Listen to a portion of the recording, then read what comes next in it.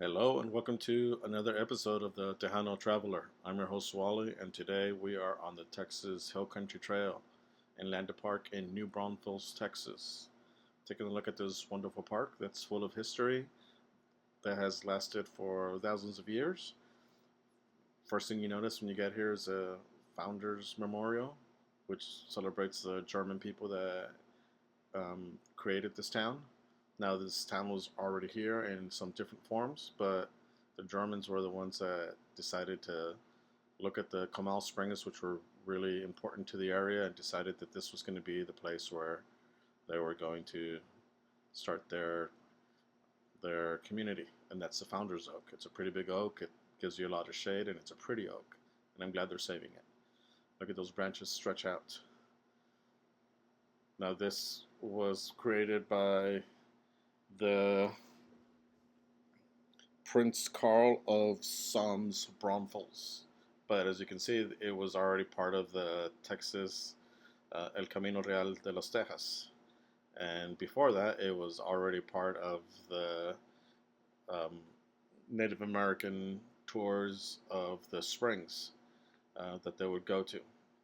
They would visit all the springs in the areas which were sacred to them, including Barton Springs, San Marcos Springs, and Comal Springs, uh, these and San Pedro Springs in San Antonio. So all those springs together were like a little rotating um, pilgrimage that these Native Americans would go to because water was important, and these places provided clean water for them to use, and it provided them with cooler areas to survive in, especially during the Texas summers.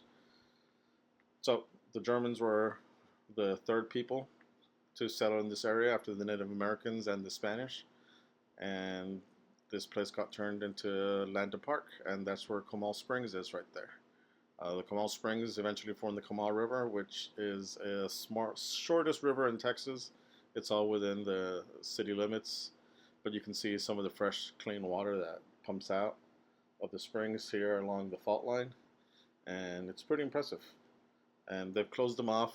You can't really get to them anymore. You used to be able to go there and put your finger in it or whatever. Um, but now that it's closed off, you can't go actually see the springs up close, which is good because we need to protect these. And this plaque tells you a bit more about some of the communities that have risen in the area. There's also a hiking trail that leads through a canyon, which is in the middle of New Braunfels, and it was low fire warnings, and I decided to maybe I should take a little walk, but after a bit of walking, I'm like, yeah, I have nobody to take me back. But I continued looking at the park. There's a lot to do. There's a train, as you saw. There's picnic tables. There's canoe rentals, kayak rentals. There's a waiting area for the kids. There's a Olympic-sized swimming pool and a spring-fed pool that you can go to and relax. It also used to be a guano factory. This right here, I guess there were bats and they would do their guano business, and then you would go in there and take out all the guano and use it for whatever guano is used for. I think they make explosives out of it. I'm not sure. But this was a place also where the local German bands would come and sing, and there were different groups, and people would come and stroll around and listen to music. One of my favorite things to do here was take a little train. I love trains, and even if it's a miniature train, I still manage to enjoy myself. It's pretty cheap to take, like $5 or something like that. And the ride isn't that long, and it's mainly for kids, but it passes through most of the park, so you can see there's the Olympic-sized swimming pool, which looks very tantalizing. My only issue is that they have odd hours. I can't understand the odd hours. Like, why would you be closed on the weekend? I don't know. Maybe it was just like a weird, rough time. But the train, like I said, takes you through the park, gives you a nice idea of what to look for, what it offers.